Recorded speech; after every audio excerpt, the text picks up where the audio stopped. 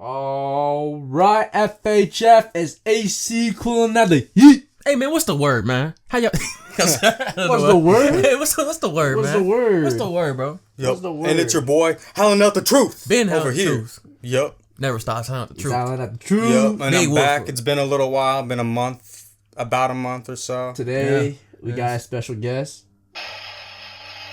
Casper, welcome in, bro. Welcome in. Don't worry, y'all can't see him, but Hey, you know welcome, he's here. welcome. Psych. The topic today is about addiction because 420 is coming our way. Yep.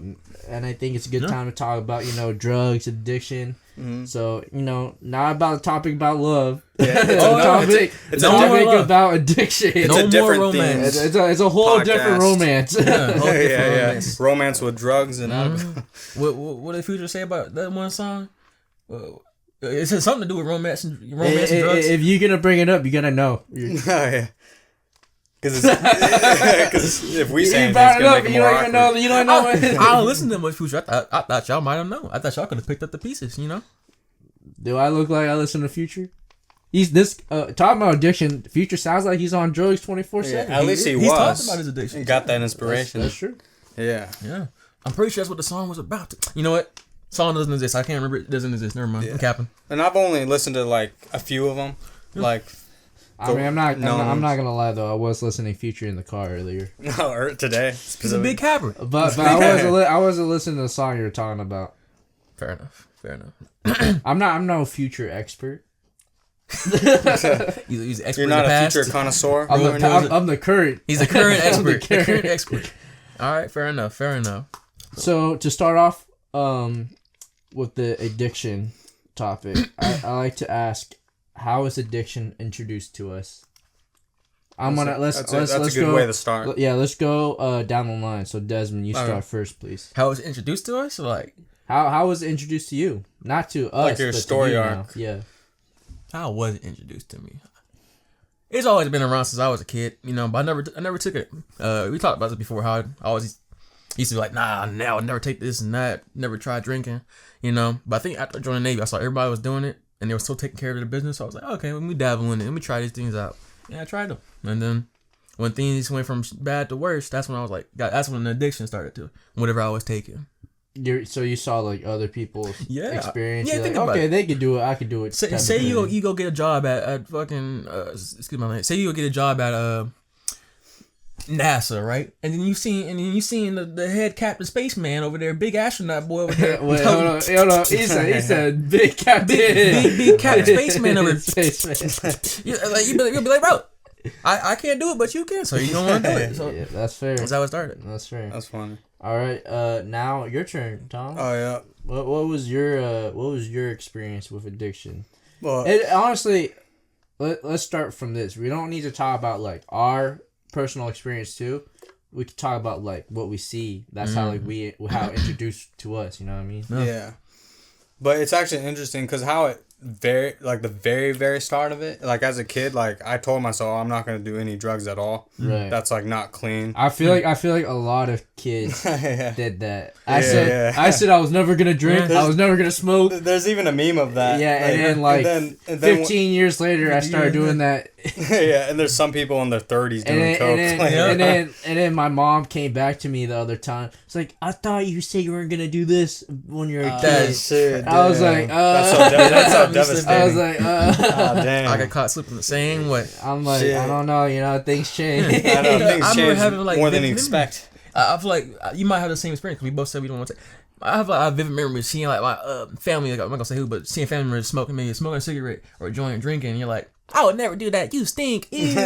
Now look at me, looking stupid. Yeah, that did look stupid to me. Like especially with cigarettes, but like I've always been against cigarettes specifically, but it all started with weed with me specifically. Mm-hmm. That's kind of how it started, and that was like my very late teens. I tried it when I was like 19, and then I kind of got into it, and then I feel like once you own it, I feel like that when it actually can become habit forming or even addicting sometimes. I like that. If you once you start owning it, So How about you? for introduction for addiction, when it started, like, when it came to me, when I saw, like, you know, my family, my relatives basically smoking cigarettes. Yeah. And you know how they always say, oh, don't smoke, it's a terrible habit, you can get lung cancer, all this other shit. And then it's just, when seeing them smoking, like, every day and every hour, I was like... Eventually, you're like, what if I try it? Yeah. Well, no, it's like, I don't, it's not, that's when I'm talking about when I'm younger, though. But when you're younger, I'm not going like, to be like, I'm going to yeah. try when I'm younger. You see that, that's like a kind of an introduction of addiction, because you see your family members doing it every day, every second they can. That's true. To release release the steam and stuff like that. Yeah. That's one of your biggest influences, too. Yeah, exactly. Yeah. And then they tell you not to do it. And then when you're a kid, you know, you're like, I thought you told me not to do that. Yeah. Like, why are you doing that? And I'm back then as a kid, I was like, hey, you should stop doing that. You should stop doing that to my family. You listen to all the health problems. And then hey, some of them are, you know, they're big and they admit, yeah, I'm just you know, it's addicting. You can't stop. It's hard. Cold turkey. I try to do. They say this. I try to do nicotine patches, all these other stuff, nicotine gum, and then they're like, I just can't. It's like. It's still there. That's how some people lean off of it. Yeah, and then Yeah. coming to age, like at age 18, that's when cigarettes was legal. I bought some myself. And guess what, you know? after a few hits, I'm like, damn. I need another one. Hits. Yeah. I need another one. Yeah, And then when you finally kind of realize, oh damn, I kind of know what the adults were talking back in the past. Like it's addicting because it released the steam in your head for that few, like that very few seconds though. Just a heads up for those viewers who doesn't smoke cigarettes. It hits you just a little bit, and then you feel great, but later on you're gonna feel like shit. I promise you. I promise you. That's why I never wanted to get into cigarettes. It always seemed gnarly to me. The reason why I quit cigarettes was when I started doing like cardio or any like workouts, I was short breath. Yeah. And my lungs was just like canceling me. Oh god, yeah. And I was like, okay. It can even affect your endurance. I was like, I'm gonna stop smoking cigarettes for a bit and see where I lead to. And I was like, okay. I stopped cold turkey, by the way, and I was able to do it, and because I wasn't into like too deep yet. Was the first month like hard, by the way? Like withdrawal? It wasn't hard. Really? It's just because at this age, at 19, they stopped doing it. They stopped selling tobacco products to 18-year-olds. They switched it to that's right. that That was like when COVID started. Yeah, so it was so much easier not to buy it. And you could just be like, okay, I don't need that shit. Yeah. And then, I completely just stopped cold turkey. Kind of interesting how that kind of forced you to change. Was able to do cardio, regain my lungs. I uncanceled myself. So you had a real motivation. Before it's too late. You had a real motivation to stop it. So the health effects. Yeah. My whole thing is that what about all these dudes and people hitting the vapes? Like think about it. That's the new era, the vapes. The first Pure interaction with vapes I had was the Juul. Juul. I think Tom's from I remember that too. Back in high school, like you guys would be hitting it nonstop. Like at least your friend would.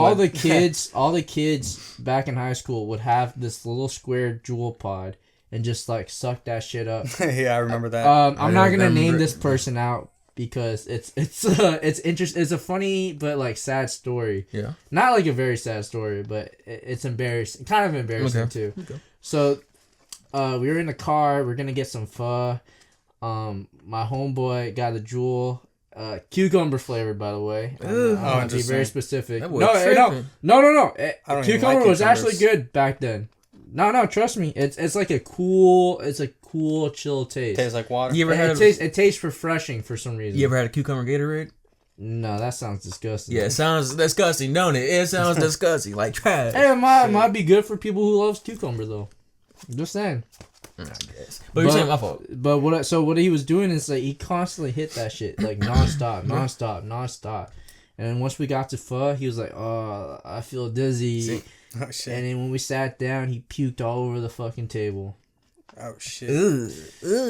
So what I was trying to say about those vapes, It just makes you want to keep. It just makes you want to keep doing it because you have it in your hands or your pockets. It's so fucking convenient. It's so sleek. It's so fucking convenient. You can have it anywhere. You can just bring it out. Yeah.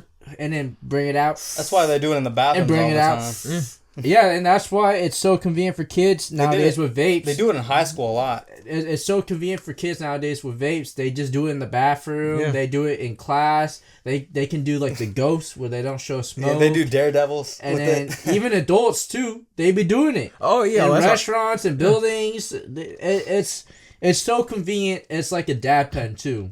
I You just straight bring up that can shit say, out. I can say with 95% certainty, turned 99 actually, that out of every 8 people in the military, out of every 10 people in the military, 8 of them are holding the vape. They have them big old blocks and it don't matter. They all got a whole tank. Yeah, they be having like an arsenal. They be like, it's so fucking convenient.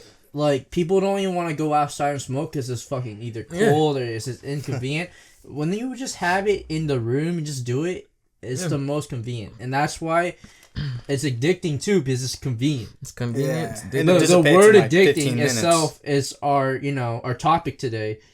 Is I think conveniency I think it relates to the addiction because like it's so convenient. You're gonna be able to do it repetitively every day. Yeah. Anytime, every day, every second, every minute, and every also, hour. They think it's going to be a better alternative to cigarettes, but it still has the same chemicals. Yeah, no, it's the same. The thing is that research hasn't even fully developed on vapes, like the effects. But you could tell that there's some news out there right now that they're saying that vapes like leads people to like cancer still. It's not verified yet, but there is some news. There's like, evidence already out there. Like some lung issues, or they have like explosive like throat, their throat explode, their fucking mouth explode. Like there's some weird type of fucking thing that happens. Yeah, it's out fucking gnarly. And you don't even know what they put in those chemicals. That's my whole inhaling. thing. Yeah, that you really genuinely don't know. Because you remember how there was like the one really popular brand came in like a huge news story because they were putting some like trash ass chemicals in there that would screw people up. Some people had like full on brain. Well, especially those flavor ones. Yeah, so it's not pure. It has other shit in it. Just like cigarettes has like other shit, other additives in it. Well, at least tobacco, you know what's in there because it's kind of natural in a way. There is like jet fuel and shit in the cigarettes. But other shit. But it's kind of natural in a way, like I said, but it's not fully natural. Yeah, they still put chemicals. Unlike the fucking vape machines though, it's completely chemical. You don't know what type of like specific chemical. They don't list that shit. I know like, vitamin E is one of them. They don't list that. They don't list that shit like the grocery stores. Like they list all the grocery products. That's crazy. This product contains nicotine. If you're under 21-year-old, that's all they say. They don't say it contains whatever. Some of them even have tobacco and nicotine in them. Some of them. Which is even more gnarly. Well, some of them is just nicotine exclusively, but it's still bad. But that's the reason why I would be addicted because it was so convenient and you could just have it, bring it out. You can be inside, all warm inside. You don't need to go outside. Your friends could have it. That's why I had to like put them down because it's like one of those things. I think one of the vapes is like low key a little bit worse than cigarettes in terms of it being so convenient where you would genuinely just be sitting there. You'd be sitting there eating some food and I've seen people, I've done this before, eating my food. I'm genuinely munching. I'm like, oh, I gotta put this down, go hit my vape, bro. What? Bro, what? That's such an addictive problem right there. So right now, I know some people from work. I'm not gonna name names again, but you guys know who you are if you guys are watching this. They're chewing the tobacco gum. Or dip? The chews. Dip. Yeah, the dips. Like that shit gonna help either. No, that shit is addicting too. Yeah. Yeah, it's all the same. So they're like saying that I want to quit vaping. So this is the next step for me. What? That's literally like saying my fault. I need to stop smoking weed, so I'm gonna go smoke these dab pens. Yeah. Oh, I gotta stop smoking dab pens. Or edibles even. Yeah, I'm gonna take these edibles. But they're stronger. You know what I'm saying? It's like, bro, it's the same thing. Yeah, but I mean that's how a lot of people lean off of like smoking wise. But it is still bad. But that's like one of the ways to lean off of it. I can see it. For audiences that are watching this, we do not recommend any drugs. Don't even recommend smoking tobacco or anything like that. But we should say about why, because all three of us come from a standpoint where we. But more of a parental advisory type of thing now. Okay. But for a reason why is that like, first your health can affect, like I was talking about, like you cancel yourself out from doing activities that you might like working out, going on a hike. Changes your whole circuitry of your brain. You might just be fat, I'm not gonna lie, because you don't have that cardio to do other shit. You're just gonna be sitting in bed smoking that vape all the time, eating some chips and watching some TV. You're gonna feel so comfortable, you're just not gonna get up. Yeah. Another reason why is cancer is a big issue. Like lung cancer, everyone knows about that. Smoking cigarettes in general. Vape. Like I said, not really no solid concrete research yet, but I personally, okay, this is my personal vendetta about vape. I think it causes health issues too. Yeah. Like cancer and stuff. But, not full research yet, but I think it's not healthy. Yeah, definitely. My whole thing is too is that, recreational, I think, recreational drug use can be okay, but I would never recommend it to anybody because where I come from, right, it's like I can smoke and still be functional, do my things, go to the gym, work jobs, right? But I know for a fact that if I stop smoking weed completely and just never touch it, I'm gonna be a way better person. And that's where it comes from for me, So it's like, it's not just because we're trying to scare you. Oh, we can do this. It's not like dead ass with evidence. I'm telling you, you're gonna be lazy. You're gonna have a brain fog. Yeah. Your brain's gonna be circuited differently. You're gonna take less dopamine in. You're gonna be looking for instant gratification constantly. Because that's what the weed does to you. And the vapes and cigarettes. You're gonna be wasting money on stuff money that's gonna be making you feel better for like a few hours. That makes you worse. But it's not gonna last indefinitely. You know what I mean? Yeah, it's not gonna last forever. It's just gonna be there for a quick, for a quick fuck. For example. True. When you're thinking about it, it's harming your body and it's harming your money at the same time. It feels good for that, that first time, but later on, it's not gonna feel great. No. Yeah. No, I know that's you tell me. Cause I'm gonna be open about it. I be smoking my cigarettes. I be smoking them. So like I can come from us, but I can tell y'all, that it does affect my body. It for real affects me. I was making myself nervous when saying that. Nah, change subject. Change subject. Yeah. But I guess I have a next question.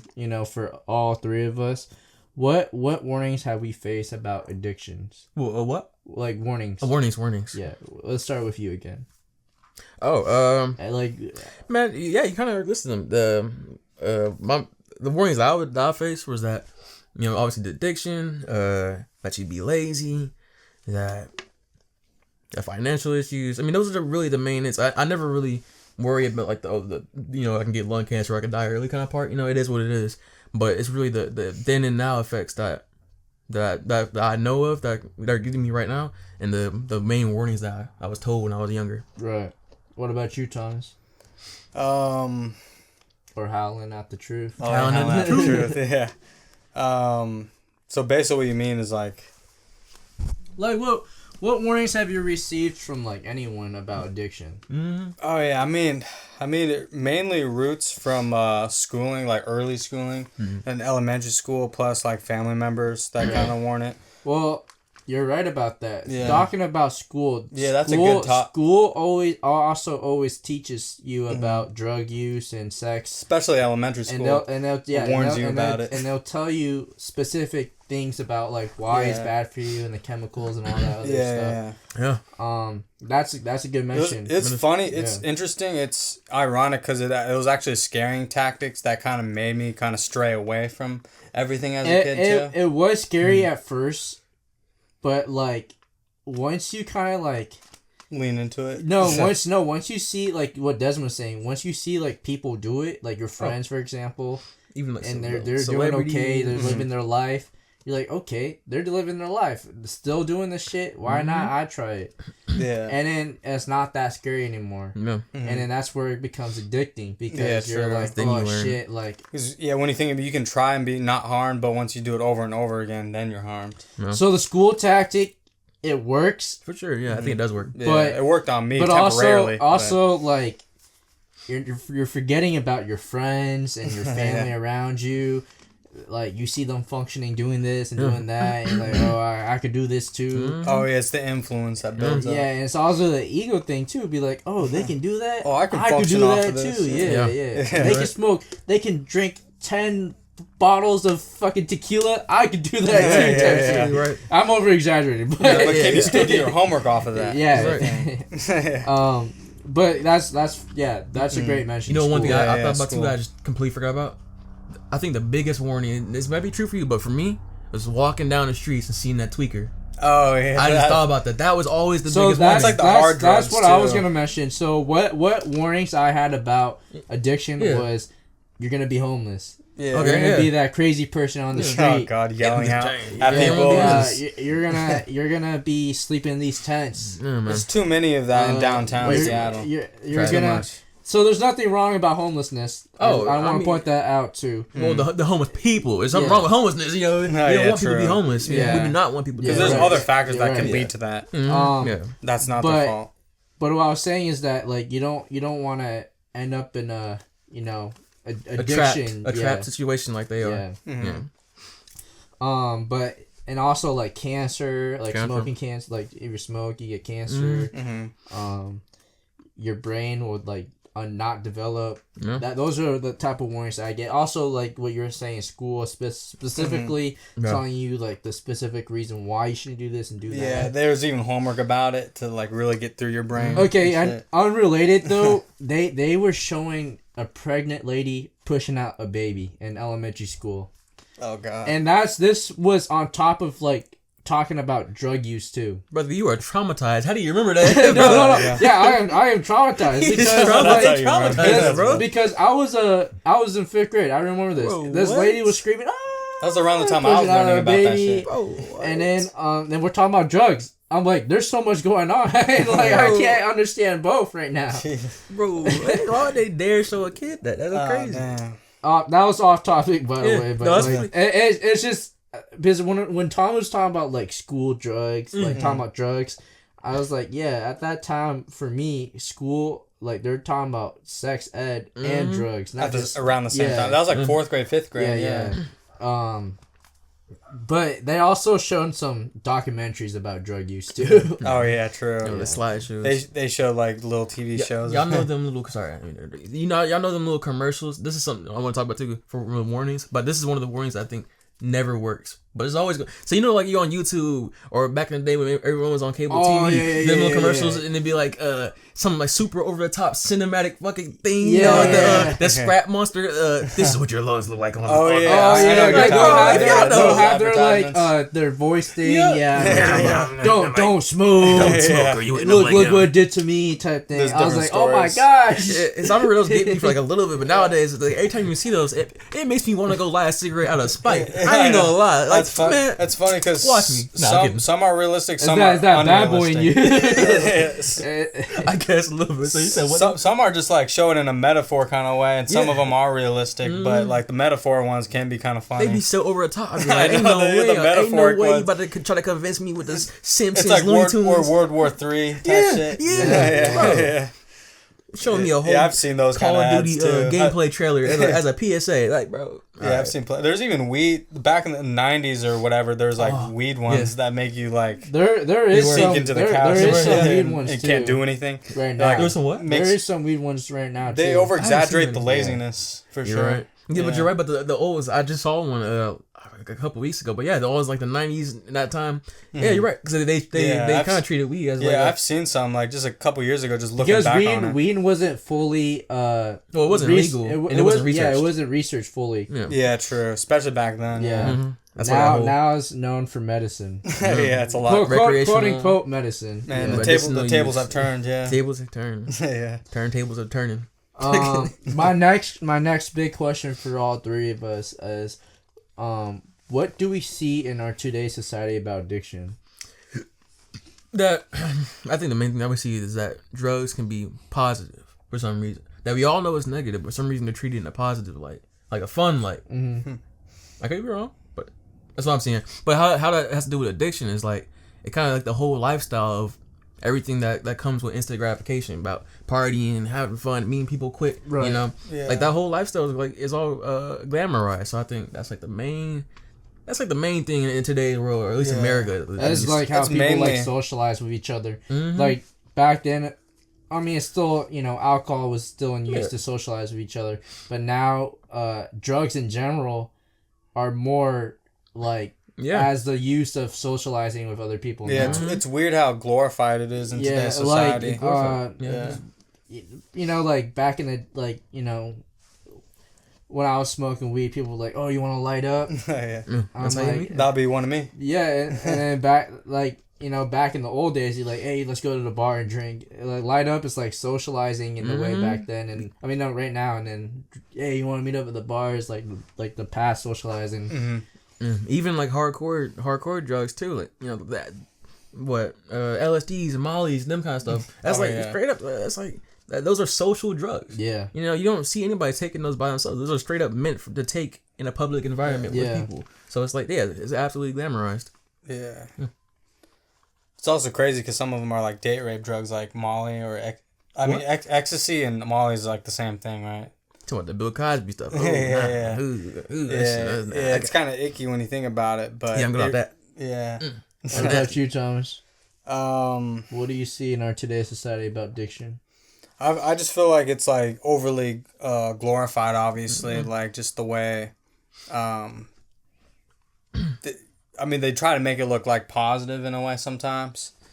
But they absolutely do. Yeah, like you could see it from like rappers or other influencers too, that kind of like over glorify it at like parties and shit. They also they're called our influencers, right? They're the one that influence us. Yeah, true. Which is like a negative influence. Most of the social media and stuff, be like popping a blunt or whatever, or showing all these cocaines or whatever, all the drugs. To be honest, but when you think, especially them rapping about it too. Yeah. But when you think about it, it's like it's a slippery slope for sure, because you hear about it all the time. And it's like, oh, they look healthy. Why can't I do it? They're like, they're millionaires and they're doing it from taking these drugs. Yeah, that's like a bigger influence, like a more powerful influence that that they're, they're famous, they got money and clout and everything, and they're okay still. Now check this out. I think another huge factor when it comes to this world is that we have like these arbitrary limits, right? Think about it. So we kind of sit here and we go like, oh, weed's okay, shrooms are okay.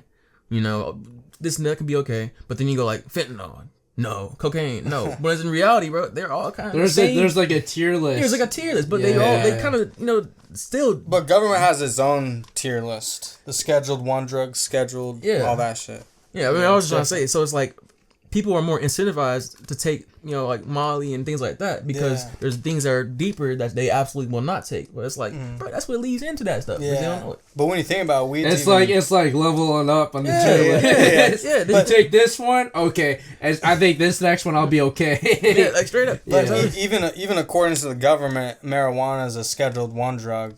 And that's why there's a lot of like... Yeah, because it is technically recreational and a medicinal drug. Yeah, just like shrooms. Yeah. So, yeah.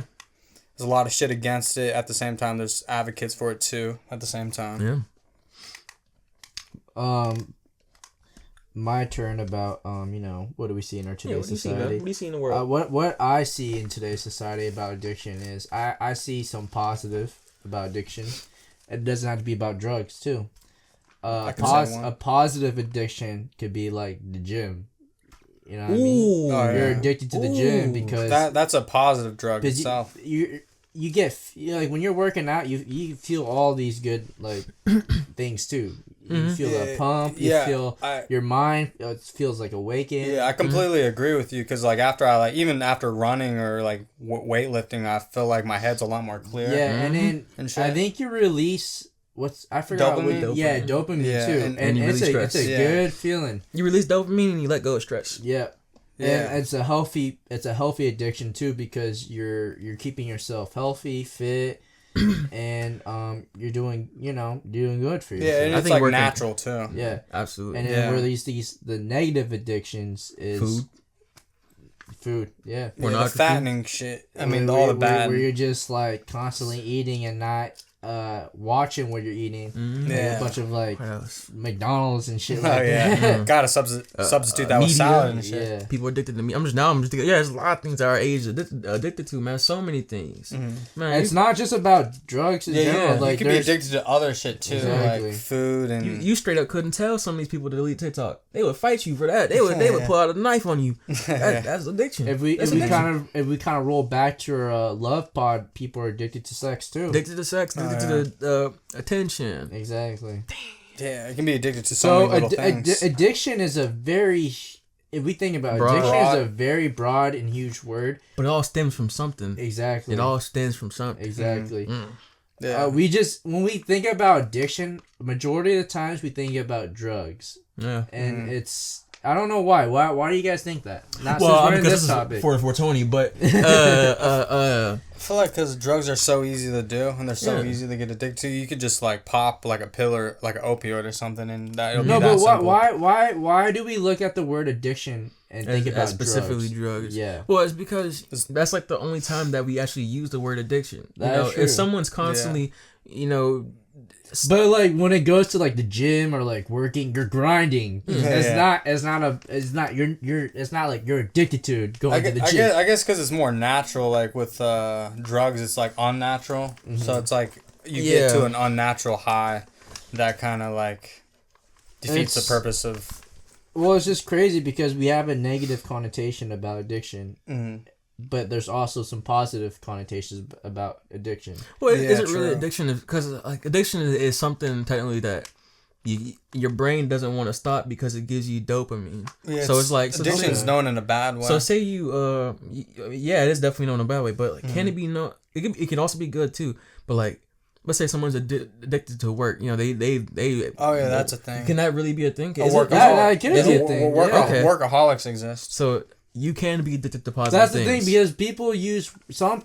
So it's not very often used, but there is times people be like, "I am addicted to working out. I am Yeah. addicted to working. I am addicted to having sex. Or I'm addicted to Yeah. running. I'm addicted to stuff like that. I'm addicted to doing this podcast. I'm addicted to getting a wealthy life. Yeah, you're right. It's not used consistently like Mm-mm. I'm addicted to drugs, I'm addicted to cigarettes, but it's kind of out there. yeah. I feel like it leans towards. But I see your point though, because it is like you're saying the dopamine and stuff. I feel like it's addiction leads towards more like drugs and negative kind of shit because it's like more easier to do and it's like more of a slippery slope than like you have to work harder towards the positive I honestly addictions. think there's I might be wrong, but personally for me, I think there's different meaning of addiction too. Well, Yeah, there's people only just one don't all meaning. see Because it, like I guess. feel like addiction is a synonym of dedication too.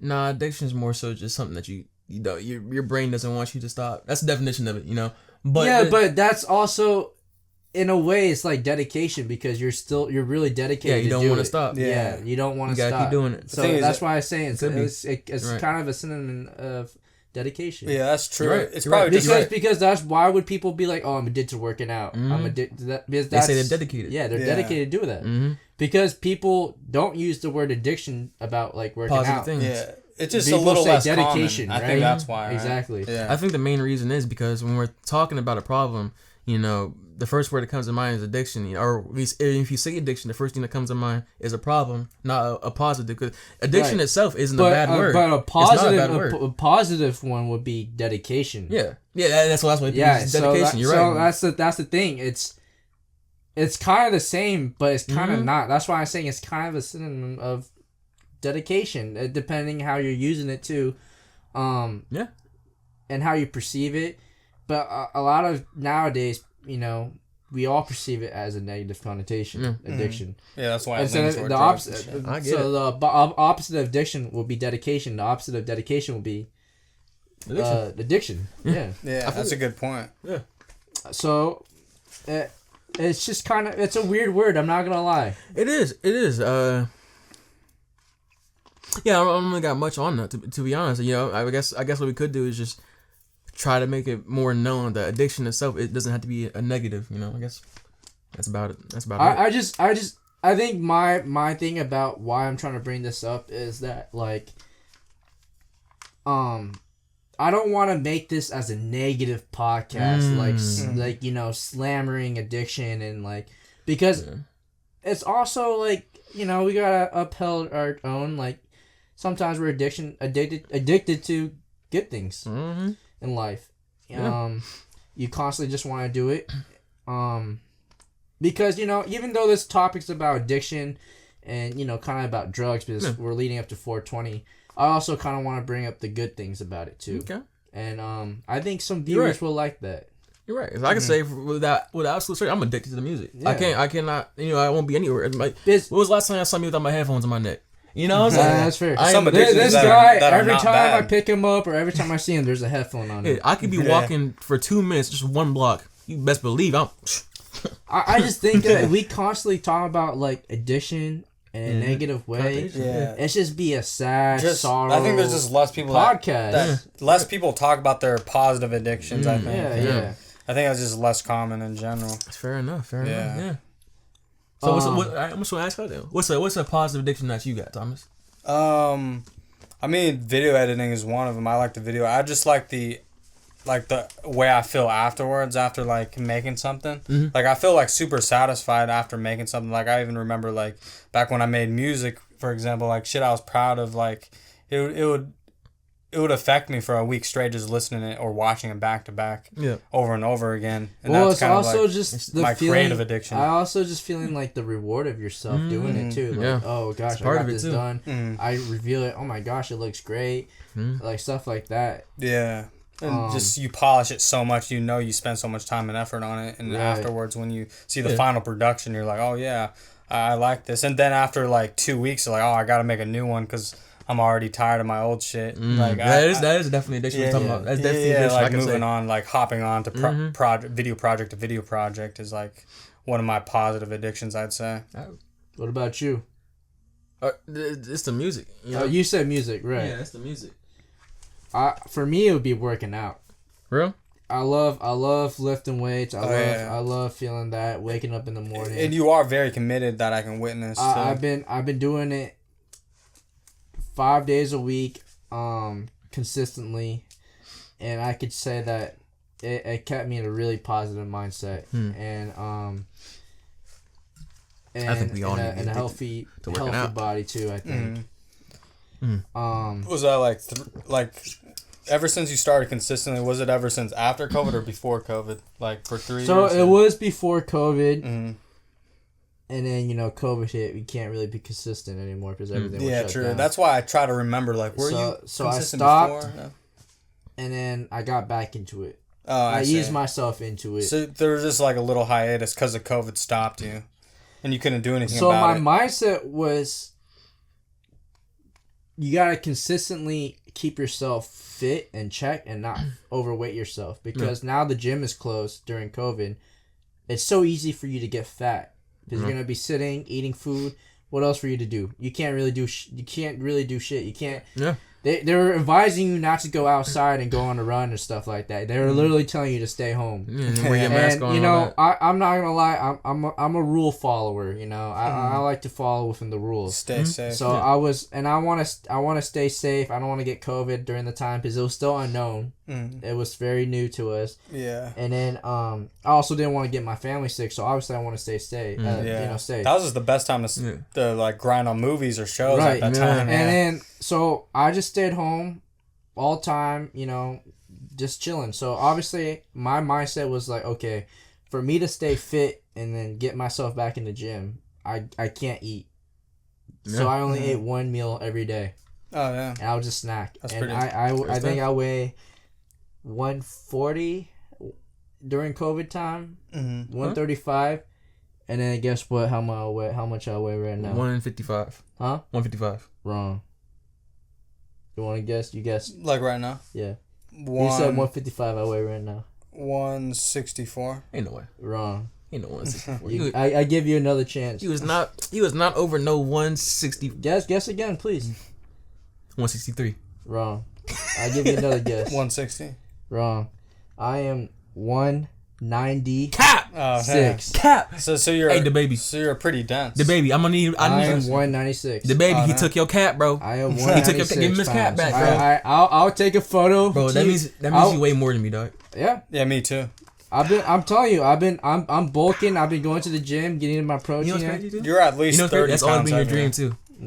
You've always said since you was in school, man, I'm trying to put on weight, put on muscle, man, trying to get bigger. Man, I see you, bro. You know, it became a reality. Off topic. So I went to my little cousin's birthday the other time on Saturday. Mm-hmm. My uncle's not blood related uncle, married in uncle, cousin, who I haven't seen in a while since I was a kid.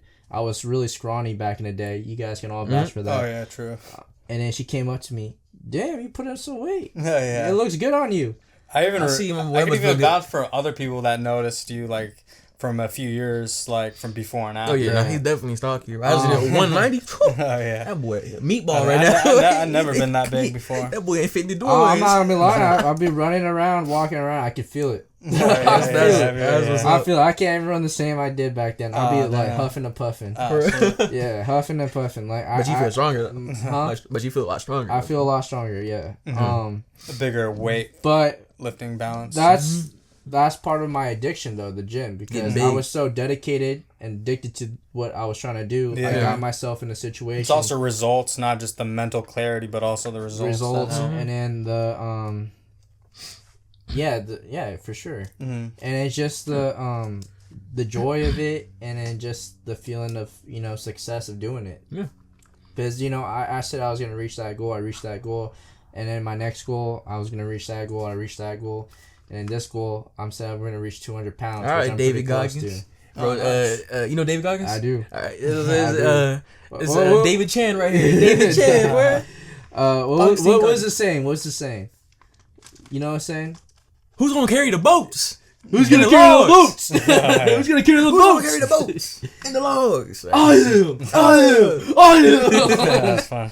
The big guy is fire. And this guy be sweating. Yeah, constantly running his little run. Yeah.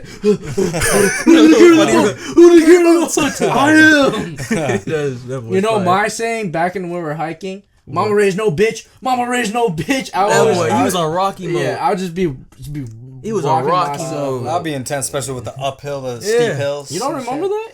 No, I vaguely remember, but it's because I was on a few of those steep Because hill hikes. me and Kai was like, Mama, like, Kai is like our another hiking Yeah, I guess buddy, I vaguely and remember, our yeah. friend who goes hiking with us, he's like, oh, Mama raised no bitch, right, Augie? Right? And I'm like, right, Kai? Yeah, Mama raised no bitch. Let's get up this bitch ass hill. That's funny like motivation that. right there. I mess with it. Yeah, but No, it's cool like that. that was my journey of my, you know, the gym experience, and, you know, my saying of David Goggins or Goggins? Goggins of who's Stay gonna carry the hard. boats. Stay hard. Yeah. I got a funny addiction story for me in terms of my music, right? Yeah, And hopefully, by these next months, y'all see me evolve in my levels of addiction to music. Oh, Sounds hey, crazy to also, say. hey, Dedication. might as well promote. Desmond and Thomas, you know, are gonna Working on some collabs. Yep, they're yeah. grinding. We about Not to- just collabs, they're working on their personal music. Oh yeah, Oh, yeah. Stay tuned. Yeah. Stay tuned. Y'all We gonna even see set it up. We took a few days to set it up, but like we haven't actually started the actual like full creativity of it, like making full-on lyrics, studio, but we and got it. recording. We gonna have this, man. We gonna have this. Whoa, Yeah, sorry. sure. Oh. Besides the advertisement, I was trying to shout you guys for, but what were you gonna say about your story? So how I literally cannot go without music. I mean, I when I was a kid, right? I used to when I always liked to beatbox when I was a baby, right? Yeah. But it came to a point that I got so addicted to doing it that when I would be eating my food, you know, I was like, can't beatbox. I'm eating my food, so I learned how to chew in patterns of making beats. Isn't that crazy? So I make beats that's with my fire. teeth. It's just great. So my whole story. And do one right now. Nah. We can Why make you were a talking about doing that? or No you chance. we could make a basic boom bap with that. I'm not about the Boom, teeth that- box, bro. I'm not about the teeth box. Hey. Oh, that's what's up. So I went to boot camp, right? You don't have none of your stuff, none of your music, your phones and whatnot, right? Yeah. But I was so addicted to music, I cannot go without music. So we're in there Like for you're months. addicting to listening and making music. To be Yeah. clear? Well, I didn't. We'll get addicted to making it till later, nowadays, But listening to music. So when I was at boot camp, I literally had to force myself every day in the morning to wake up. And the first thing I have to do was remember the last song I listened to before I left for boot camp. And I remember it. So for 2 months straight, I had about 4 some songs that was constantly in my head on replay. And I would just replay it from beginning to end in my head. Focus on the next one, so I can keep remembering it, having it in my head. So other people, they didn't have no music. I was chilling in that gym. They was doing no PT. I'm just chilling, doing my thing. That's what I say. That's how addicted and dedicated I am to music and its craft. Music. Because you didn't have anything, you were just. I made it. You just had to make it. That in a positive light, like that's like great, like motivation to make music too. Do you have any funny stories of addiction? Like or any good stories about addiction? Other than like video editing your music, your jogging. I mean, I guess just like routine, like I guess routine's like a big part of my lifestyle, and I just kind of stick with it. I'm trying to think of anything specific other than video editing though. I know you got some good stuff, man. You got the gaming, you got the jogging, you got the video editing, you got the rapping, you got the you did something else, but I forgot about it. Well, go ahead. Yeah. But I did take like a hiatus from running in the winter. Usually I do that in the winter when it's too cold to run outside for me. But like, yeah, there's other like little, maybe not as addicting as video editing, but there's like little ones, I guess. Yeah, like you were saying. It still counts. Yeah, like other ones, yeah. Absolutely still counts. Yeah, it's hard to list very specifics right now. Yeah. But yeah, honestly, Thomas, you got a lot of stuff going on, and that I can see that you're yourself like dedicating your time into doing these things. Yeah. And also for you to be, the word addicting again, because that's a topic, for you to, do these things too, because, you're constantly thinking about it. Yeah, that's why I want to do it for a living, because I got to take it seriously for sure, like more than I did in the past, even though it was like a passion in the past, but now I got to make it like portfolio worthy. I got to make it more professional. If I could say, Thomas has a balance of good and bad addiction. Oh, yeah, that is we both do. Me and Thomas both do. It's funny. I haven't even talked about my negative addictions yet. Yeah, but only my positives. Well, actually, we'll get back into that during the next break. Yeah, this will be our break time. I appreciate you guys tuning in. Also, one thing, shout out to all you guys out there. We're at 146 subs. Almost there, man. 146 subs. Almost there. And then at least every video, we gain what? We're over at least 100. And so we really appreciate that. Shout out to all the viewers and all the love we've been getting. Seriously. We just need you guys to comment down below. Yeah, that's the lowest ratio out of everything. We just need that. Views, subscribers. Comment whatever you want. Keep it cordial. But give us criticism. If you guys have some shit you guys want to say, just say it. Yeah. If you want to hop critique us, talk shit. Talk about my haircut. We'll take it. Just say it. We're good. But absolutely. We appreciate it. We'll come back after this break. What's up, brothers? Welcome back. Hey. Special teams, special plays, special players. I ain't seen you from this part of town. Talking about addictions and whatnot. Anyways, we back. If you guys know what I did, shout out Sketch. Very interesting guy. Sketch? Who's that? He's a famous streamer now. He does this thing. What's up, brothers? What's up, brothers? You were referencing special teams, the whole time? Special players. I mean, special plays, special players. That sounds fire. I like that. Oh, man. He has it perfectly down. I'll show it to you guys, but it's really funny. It's a trend now, so okay. I hopped on a trend. I didn't know it. So coming back to the addiction, right? Our subject is about addiction today. Our previous conversation, we were talking about some positive,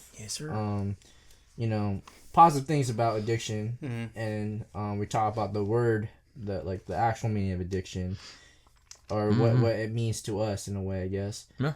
And then we learned about each other's intro to addiction too. Yeah.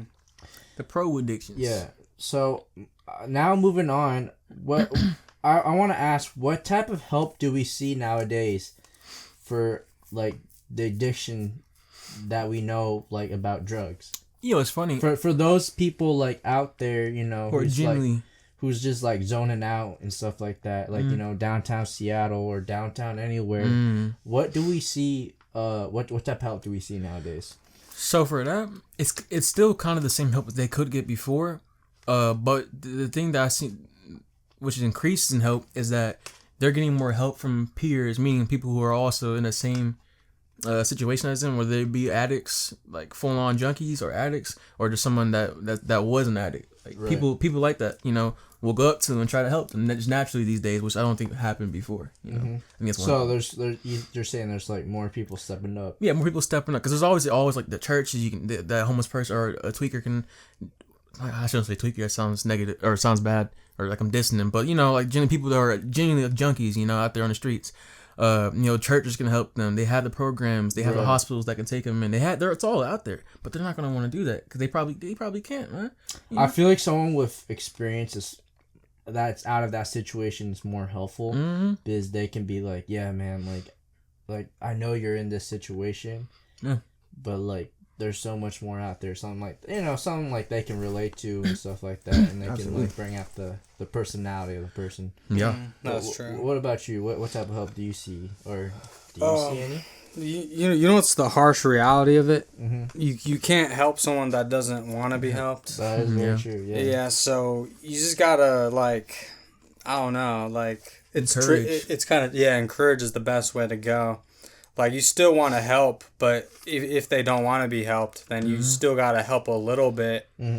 But at the same time, there's got to be like other ways or someone that's more professionalized to like help. Maybe that's probably better for those type of people that don't even know how to help themselves or even ask for help too. Because I agree. Yeah, a lot of people don't want to ask for help because they just want to continue down the same cycle. I think what I see nowadays is that I see there is like people helping, and there's like these programs that you're talking about, and like you're saying, people don't want to be helped. But what I don't see is that it's not very well advertised to people that want to get help. Yeah. Like it has to be like some random person walking down the street, like, hey, do you want, like, I need help or something like that, or hey, do you need help type of situation. Yeah. Or like you said, someone reaching out, or like a pastor, or like whatever, like an organization reaching out, like send them to a rehab. Right. So there's no actual advertisement, no PSAs, nothing. Or it's like I feel like there's no like.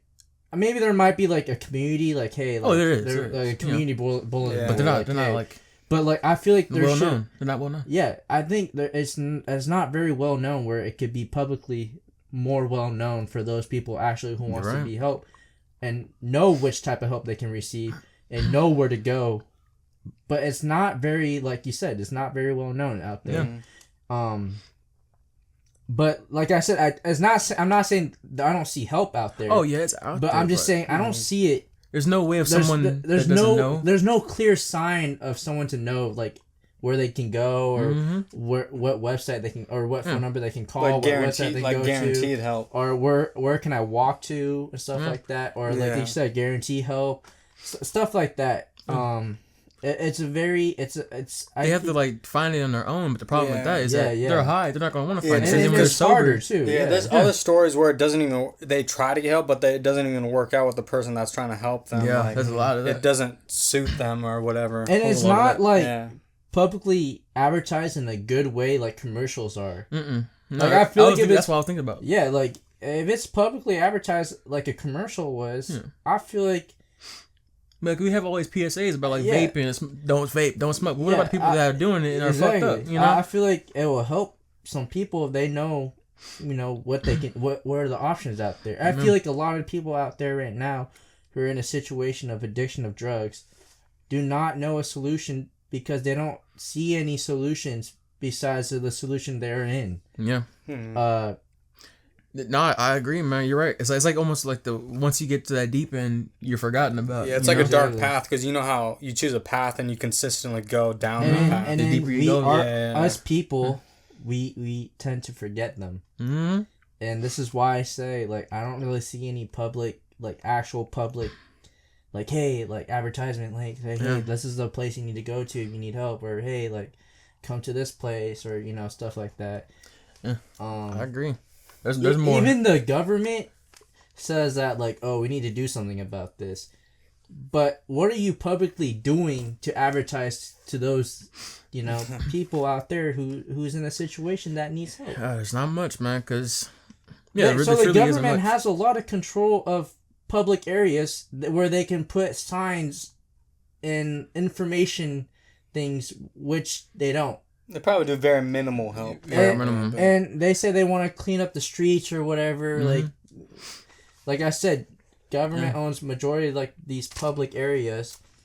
They're not putting no. It's likely because they know it's not a worthwhile investment. You know, because I think it is. It is, but if you're trying to clean up the city, and you know.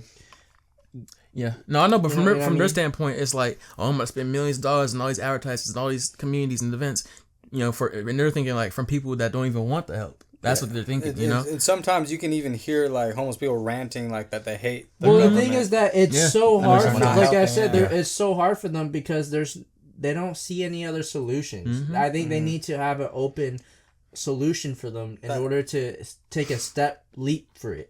No, I agree. That kind of because there's times that homeless people or people that are in need or people are in a situation like in drugs, they tend to like, you know, they want to get out of situations sometimes. They have everyone else, they have a reality like, oh shit. I can tell you right now, there's not a single junkie homeless person that I've talked to that wants to be. Yeah, it's such a vicious cycle, dude. Because the entire reason they even become an addict is because they want to stop doing it, and because they want to stop doing it because it's fucking up their life. Because their life is fucked up, they're gonna keep doing it. So it's such a vicious cycle. My god, don't even get me started. Where they feel like they can't like have no returning point. Exactly. And the government ain't really helping. My next question is hope really open or closed to us, or to them? It's open for them, but it's not tailored to them, you know, and they're at a point where, you know, a lot of them are so deep they really need something tailored specifically to them. They need a whole, you know, seance. I know, like at that point they're adults, they can like handle their own situation, but I feel like they can't. Yeah, they literally kind of. They kind of need a guided hand where they can like have like a sign, like, oh my gosh, like there's a sign. Like I could get some help. That's a solution. Flyers, something. At least I could try it or something like that. Yeah. So some type of like idea that I have is like, why isn't it like more common? You know, we're always building churches and monasteries. Why isn't there like a place for that we can build like on these corners of these places where just these people can go to? You know, it doesn't have to be like a rehab center. It doesn't have to be, but something where they can lay their head and like something where the drug is, they ain't allowed to use it in there. And if they are using it, they giving them clean syringes. Yeah, or at least taking step by step to like step get by off step. You know, somewhere where they not can like a full leap would be unrealistic for most people. They just need a close stepping stone, not a far stepping stone. Yeah, that's what I'm saying. Because you try to send them to rehab straight, they're gonna go through withdrawals and hate everything. But it needs to be a walk, not a huge jump. Yeah. But what about you, Thomas? Do you think there is any open or closed help for them out there? There might be like, maybe they're trying just barely at all, like the government. If we're talking about the government, at least, But I've heard like little things where they help a little bit, you know, but not like enough where it's actually like I said, it's very world changing. It's very not known. It's not really known by the ear, by the eyes. It's never world changing at all. It's someone physically have to go out there, and you can't reach all of them because it's hard to reach all of them. Yeah, there's always one. And the harsh reality is that like not a lot of people will feel comfortable like reaching out to like a homeless person, for example, because they're worried if they'll get like sprung out on something. Yeah, or something. I agree. I agree. It's very it's hard. It's such a sticky. There's so many layers to it. And each layer just gets dirty and dirty and dirty. It's deep too, and they've been through much in their own lives too. And the next question I have is that what are some changes that we could see? I think the main thing, and this is something that I've heard from a lot of friends and peers, especially people that haven't grown up, you know, in the poverty areas, and people that have grown up outside of poverty, like whether it be a country or a nice place, they don't know, man, that these people are genuinely trapped. They think there's just some homeless dude out there who's just having fun, tweaking, having fun. No, that man is miserable. He's a one pill from dying, you know. But they I think for the majority of a young person that you ask, they only see them as a nuisance. They only see them as a weirdo. So I think we should change the whole perspective of these people. I think that's I think that's the first start. Yeah, well, true. I think going off what you're saying is that we a lot of the young people makes assumptions. Like they don't actually fully understand the story behind the actual human It's like being. assumptions at the end of the day. Yeah. At the end of the day, they see, there's guys on drugs, Yeah. just doing whatever abnormal stuff. Yeah. Young people have You're their gonna be basic like, okay, reaction this to guy's it. just a weirdo. Like he just wants to do this. Yeah. No, they don't. There's a reason why they're doing this and why it There's a led whole up to story this. arc Yeah, to yeah. it, probably. Big arc. There's always a big arc. In general, you know how this is a corny saying. I'm gonna say this: don't judge a book by its cover, and I stand by that for those people out there, in this situation. And I think you guys, the viewers and audiences, I think you guys should do the same. Don't judge a book by a cover until you actually fully know the Mm-hmm. story, of the person or of the story of the movie, whatever. Just Yeah. be open minded. Don't be so close minded and make assumptions. Yeah, that's true. If you're not gonna conversate and get to know them, don't even judge them. Yeah. Yeah, that's true, because I even talked to like a homeless person one time, and they didn't even seem like they were on drugs at all. They were just like... Well, it's not about homeless people on drugs. It's homelessness and people that are addicted to drugs are completely different. Yeah. There's like It's usually tied together. Yeah. It's there's homeless people that don't even take drugs. But what were you saying, Tom? Sorry. But I mean, yeah, that was my whole thing anyway. Just saying, like, I've actually talked to someone that seemed like pretty normal for a homeless person. Like, I mean, they just talk like a normal person at the end of the day. I mean, that just gave me a different perspective basically when I talked to them, Right. compared to like people I'd meet in downtown. I talked to a few too, and some of them they're trying to find ways to get themselves out of the situation. I seen social media of a homeless person, just vlogging about how he's homeless, and it's actually more interesting that you learn from that, and you kind of think about the other homeless people out there. Yeah. In our local area. Yeah, man. They're all trying to survive and to get somewhere. The biggest thing I see is I'm literally talking to like a homeless person or a tweaker maybe twice a week because of where I live, man. I mean, like literally like last week, I had some dude with his dog, homeless dude. Every time he sees me now, he always tries to give me a hug because the first time we talk, man, they always have some type of huge story, and how it always ends up going is they're taking one step forward and then two steps backwards. I bet if any of you guys like go out there and talk to them, they'll have great stories and life lessons for you guys, and a will to do better. They always have a will to do better. Exactly.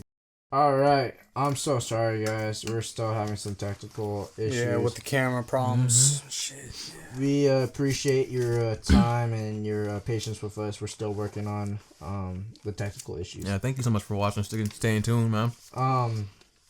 So going forward from what we were talking about, about the changes, what we can see. I just want to briefly just sum this up real quick about the changes I want to see is that I just want to see some advertisement for those out there who wants it and easier to access, especially some people who don't have phones or internet or anything like that. A paper just description of where they can go, what they can do, and basically take the small steps. And my next question leading up to is that how can we influence and help to those who are under the addiction spell? You guys encourage, and there's levels to it, because we could talk about somebody that's addicted to the weed, to drinking, to pornography. There's levels to it. But then when you get to a point where it's a deep end, you guys just encourage. But if it's someone that's near you or it's you yourself, and you got some a little bit less extreme, like the three I just mentioned, and you're addicted to those, you guys just want the drive. You want the will to change because you see something that you want that's better than what you have, and you know that what you're doing can't get you there. That's the main thing, What about you, Tom? I feel like you just gotta show like the potential of what you can be without it. Like you could be a good example of it as an influence. Like you can like reach these like really great goals that you dream of. like without being on anything or anything, because you have like you can be more focused on it, and like with whatever drugs they're doing is like holding them back, and just kind of like ruining it all. I agree. Yeah. I think how we can be a better influence is just by not misunderstanding them and like before the camera shut off, not judging them, giving them a chance. If you're gonna at least try to judge them, at least try to get to know them before you judge them. Or else just don't, because you don't know their story. And I think if you guys don't want to be judged by what you guys look like either, and you guys want to be understood, and I think it's a good way of you doing the same for other people too. Absolutely. Yeah, for sure. Well said. And then my next question leading up to what we're still talking about is, why do we think it's hard for some people to say no more and move and ask for help, move on and ask for help? It's like most of the ego, right? That kind of like strays them away from saying it, because they've been through like so much shit where they feel like there's no like outlet, like just from all the experience they've had already, right? And they're just outlashing, and then that scares people away from even helping it afterwards in general. So you're right. I've seen that before. Yeah. So it's like a slippery slope to make it even worse. So it's actually a domino effect to make like their life even worse, What about you, Des? Ask the question again. Why do we think it's hard for some people to say no more and ask for help? I think it was the main, obviously because the addiction from the dopamine in the brain, that's the, where the addiction comes from. But right. Aside from that, the actual, one, it could be like the withdrawal is, right? Because when you stop doing, and this is for literally everything, from cigarettes to vapes to weed to literally everything. Once you stop, you're going to feel different, and it probably isn't good for those first few days to a week to a month, depending on whatever it is. So people don't want to go through that and see the other side of, oh, this is what it's like to not be on it. They don't want to have to fight that battle of, like, I'm already doing bad, so why make myself worse for a while just to see if I could do better, Yeah, exactly. I think it's hard for them to ask for help because our people nowadays discard them. We walk past them. Yeah, they basically lose hope of that. We think that they have lost hope, so we lost hope on them of helping them. Yeah. And I think that's why they're scared to ask for help, because we know that they are, it's kind of a toxic dynamic. It's like it's a cycle in a way, you know what I mean? Yeah. There's so many people out there that are on hard drugs that think they're a completely different type of humans than the rest of everybody. Like it's them versus the world. Exactly. It's not even their fault. It's straight up because how they're viewed. They're literally used as lessons to not be like them. So. Yeah. I think everyone get in a life crisis situation. Mm-hmm. Some goes to an extent where it takes away from their homes and their humanity. Their humanity and their jobs and whatever it is. And sometimes humanity is just not there to stand behind their back. Yeah. Because whatever situation they are in, it could be a breakup, could be like a ton of family loss, no friends type of situation. Just keep in mind, like, it could be any of us and it could be any of you guys. So I just like I always say, just don't judge a book by its cover, and just I can say for sure that I didn't have this huge of a heart towards the struggling out there till I was struggling, till I was in the deep end. I was like, oh yeah, it gets deep, they really I can see why every single person that's out there on the streets is out there, basically, so don't judge them, because you can be just like them, just like that. Yeah, when you think about it, there's so many backstories, so many different people, there's like unique stories that each individual. It is literally I actually know, not actually know them personally, but I know of some people that after high school got into drugs and are completely homeless right now. And even if they're not, they're still a completely different person. Yep. It's because they got kicked out. bad relationship with their family, because the drug usage, them not wanting to help themselves, them changing from the drugs. Yeah, and them hating the world that makes them want to continue down that dark path. Being aggressive at times with words and physical sometimes. Or they just kind of give up and just stay that way. Yeah, it's a slippery slope for sure. But don't give up. Don't give up. You got this. Yeah. Bro, I mean, people do have their redemption arcs. I do have a story later on when we talk about that. Yeah. But Thomas has a great story, actually. Yeah, it's a great story arc. It's not me though, but it's someone I know personally. I think I hear that. So, why has addiction towards drugs been more a problem nowadays? Man, it kind of goes back to the glorifying. Can I answer this? Yeah. First, since I even asked the question, but I think the reason why is drugs is so easily accessible nowadays. I mean, it is. Like, it's so accessible and it's so cheap that it's so easy for people to get it. Yeah. Straight up, yeah. There's people just willing to sell it for dirt cheap. Anywhere. It's even worse when it's laced with fentanyl. They can make it even cheaper because it kind of substitutes the strength of it. If you guys watch all those like drug documentaries of those, it's kind of ironic because you see them like transporting from like wherever country or continent to like the USA, and you know how the effect of selling those to the people. Yeah, Breaking Bad. Yeah, well, just not just Breaking Bad, but just so many other examples. But what do you guys think about the question I just asked? No, I agree. Yeah, it's because it's so accessible. That's one huge thing. But I think something that people don't really think about too is that I think a lot more people are struggling with mental problems than they were before. Meaning like 10 years ago to 20 years ago, I think a lot more people nowadays. And that goes with kids. So say for instance, I'm going to say ADHD. I think a lot more people have ADHD than back then, right? And ADHD is directly linked to addiction. It's just straight up. Sorry, before I don't want to interrupt, but also another thing is that I feel like ADHD wasn't fully like realized. Realized and analyzed that much compared to now. It wasn't like that big. It was known, but like there was not enough research for people to like understand it. Because we all know that one kid, or it could be you, that was in school and they were smart as hell, but they didn't pass tests. They was always staring out the window. They was always fishing around, Yeah. Everybody knows that kid, but you didn't know he had ADHD. But nowadays, you know that. I know a couple people that are like have ADHD, but were just born with it. Just like they always had it, naturally. Yeah, I mean, usually it's right. It's always when you're born with it, right? Yeah, I think so. Yeah.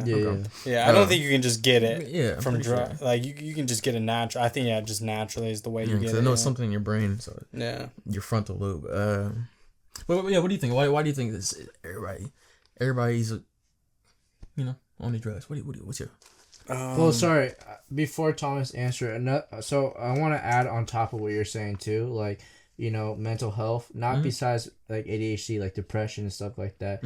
It's easy for people to get addicted because they want to fade away from that depression or anxiety or whatever, to take those drugs to be like, I don't want to be depressed anymore. It numbs it. Yeah, or I don't want to be anxious anymore and stuff like that. When you think about it, it's temporarily though. And it makes it worse. But we use it it gets addicting because we use it to like numb it and to not like feel it anymore. Yeah, like even especially the hard drugs, they feel like a different person. And that's like alcohol abuse too. That's like an addiction. That's a straight number. People drinking alcohol. It's crazy how that's illegal too.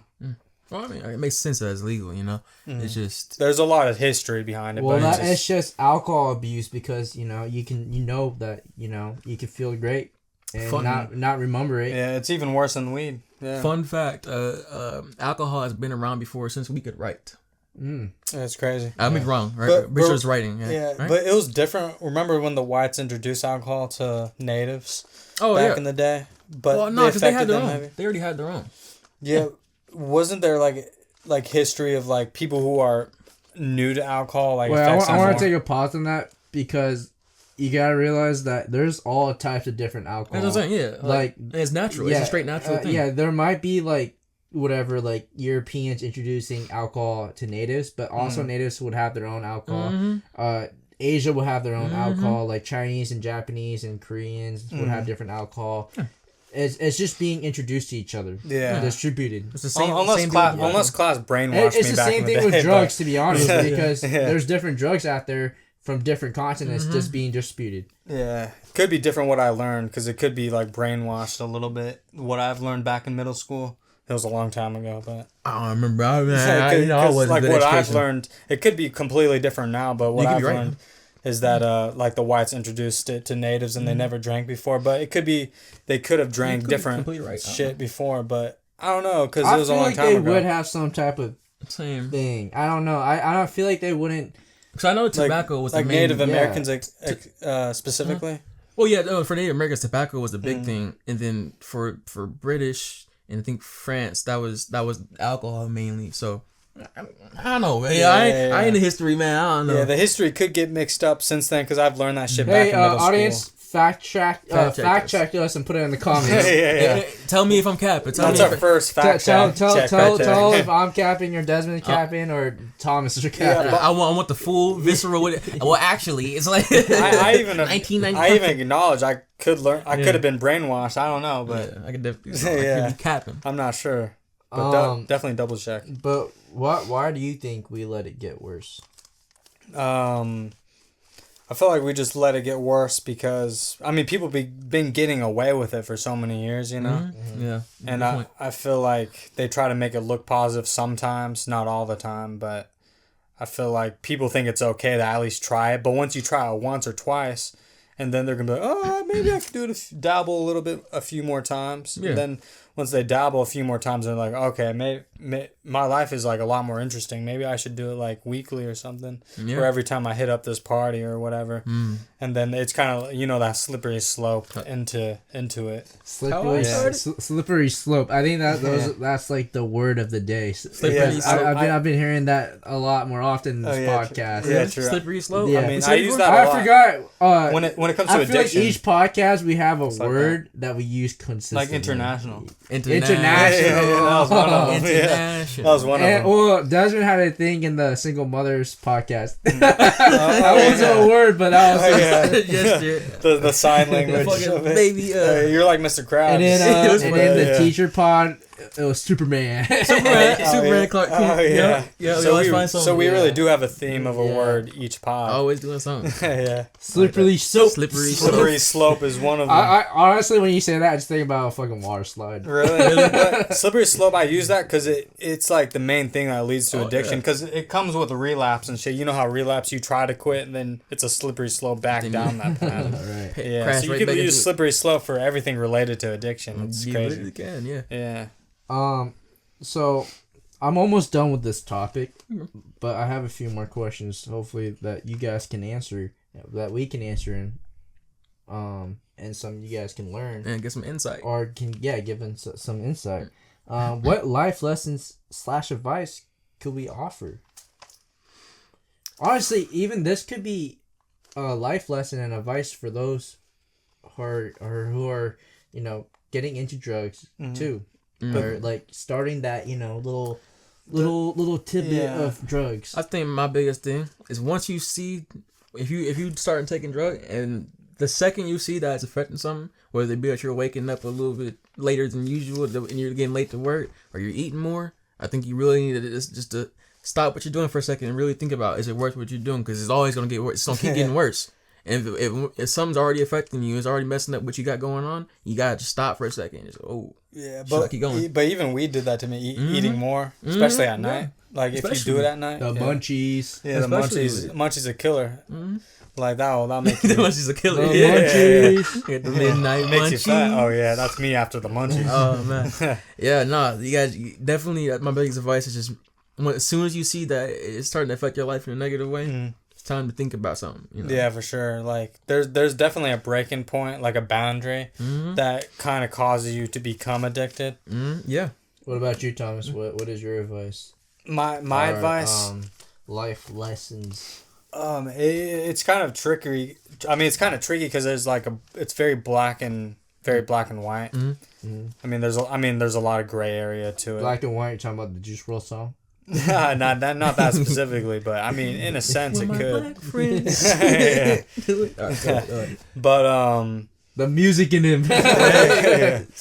But I'm saying it's the reason why I say it's tricky because it's kind of hard to help someone that doesn't want to be helped. Mm-hmm. But maybe there might still be solutions. What about people who wants to be helped, or on top of that, people are trying to get into people are getting into that debit of drugs, but also trying to get out of that. At the same time, before getting addicted to it. Oh, I see what you mean. You know what I mean? So it's like it's not. It doesn't have to be fully committed. Like newcomers. Yeah, it could be newcomers. It could be people who wants to be helped.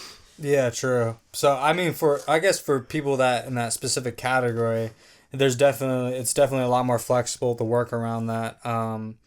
I feel like you definitely have to actually put effort into helping them. Obviously, I feel like there's too many people out there that don't actually put that much effort into it because there's multiple reasons because we're scared of them or we feel like we're too cool for them because we're not on anything and we're just having regular lives and comparing ourselves to people who are down these dark paths, Yeah. And I feel like we need to actually even have an influence of others by helping people who are struggling. I like that answer. Yeah, because I feel like there's needs to be more people because I feel like 1 or 2 or 3 people wouldn't make that much of a difference. No. But I feel like you know how there's a rehab numbers and shit. I feel like it needs to get a little deeper into that, but the right way, not forcing them into it. Mm-hmm. But leaning off of it at least. I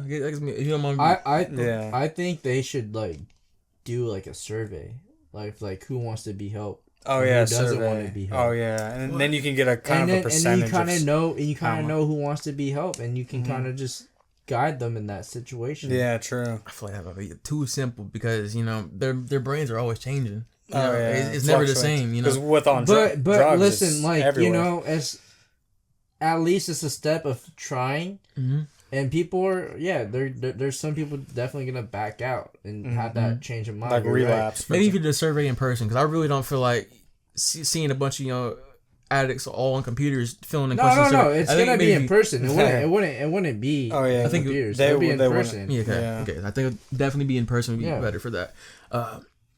Shit, I was gonna say. Now go ahead. Okay, so my biggest advice is that for beginners or who's trying to get into drugs or newcomers, Thomas was said, is that if you're at a point where you can't walk and breathe or run and breathe the same, that's a problem. you're and you're struggling. You already know that your health is affecting you by these drugs. Yeah. And if you can't think the way that you can think or remember the things you can remember back in the day, big red flag. Yeah, you're already you're in a point that you gotta take a step back and try to have some realization and I'm not being the reality of myself.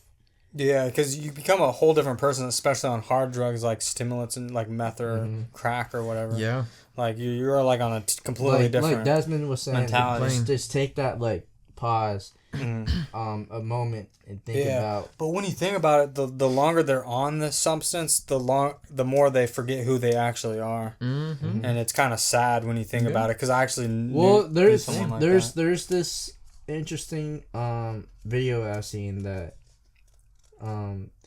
Is that effect where you see something in your childhood and you look at it, it kind of rewires your brain.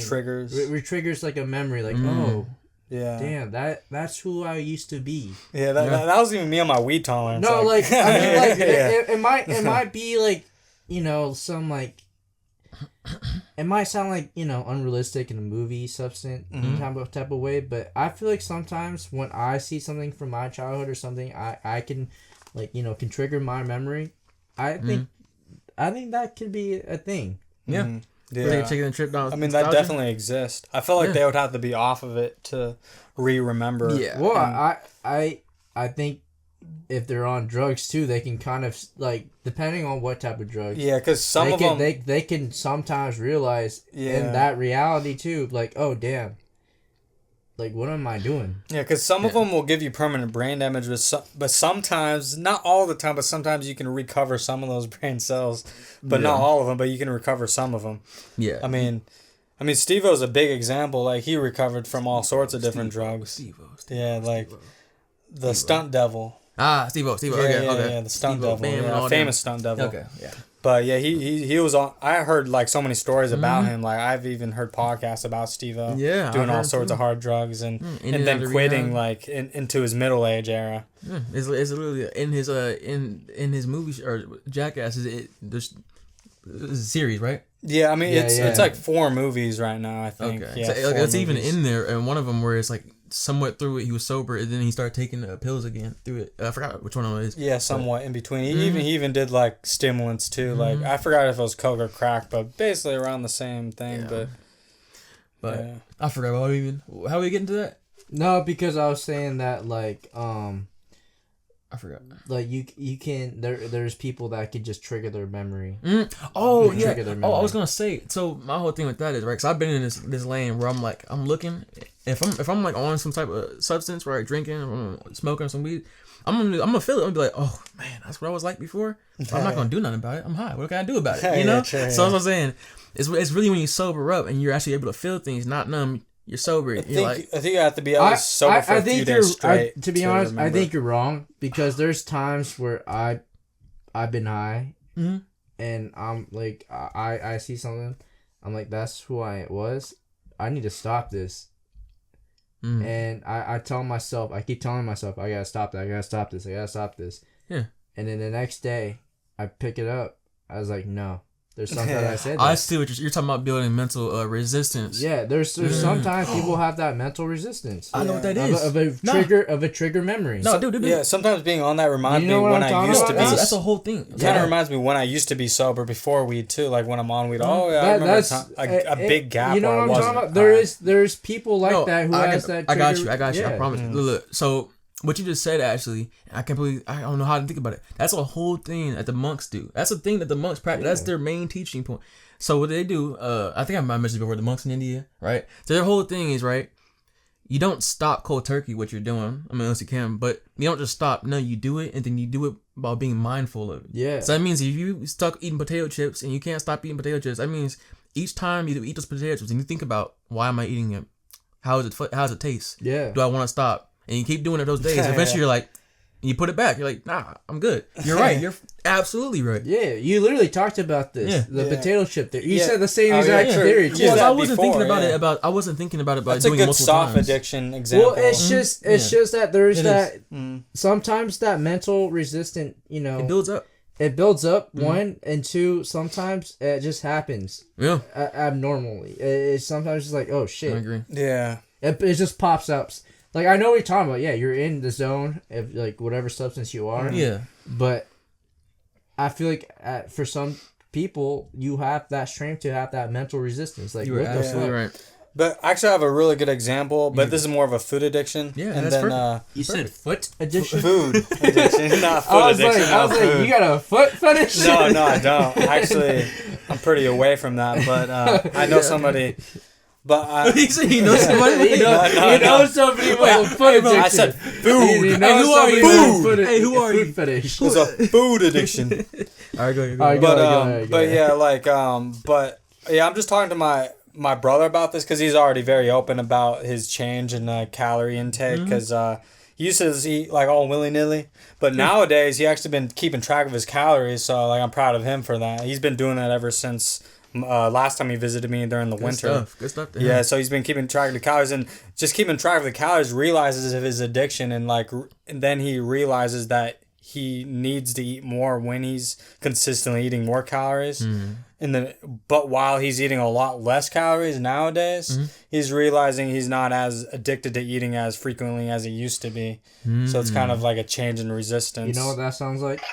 That sounds like Oh, a yeah. dub. Oh, Like yeah, a dub. definitely. Yeah, skis. definitely. Like a win. Yeah, shout out to my brother for that. Yeah, like he's been keeping track of his calories. Like he's even having like soup a lot more often. My Like, name Hey, is we proud of Avery, you. right? yeah, Shout out Avery, to yeah. Avery. He's yeah. gonna be on the pod in the future eventually. I talked to him about it. He's down. Okay. So, yeah.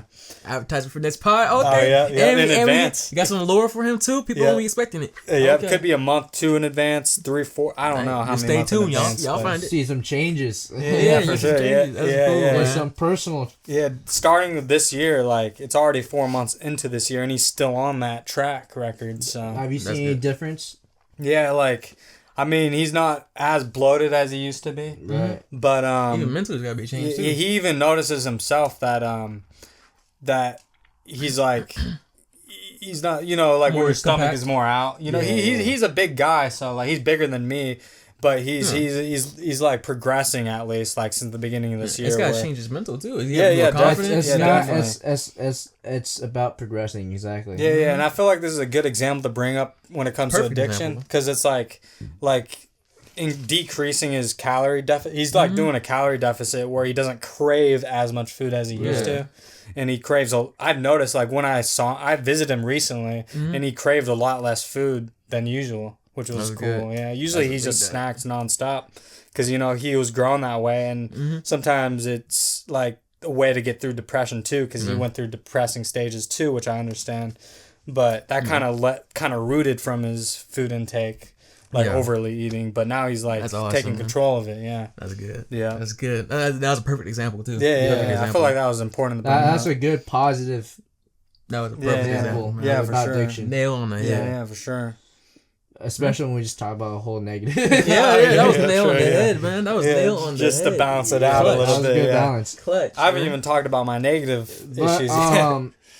so Desmond, you said you got a couple topics you want to bring out or some questions. Oh yeah. What- During the intermission. Desmond, sorry. Oh. Well, they're No, all you kind of tell. off topic, so I'll flow into it.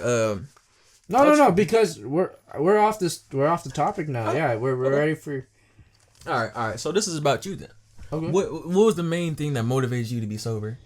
What made me motivated to be sober is that success. grind.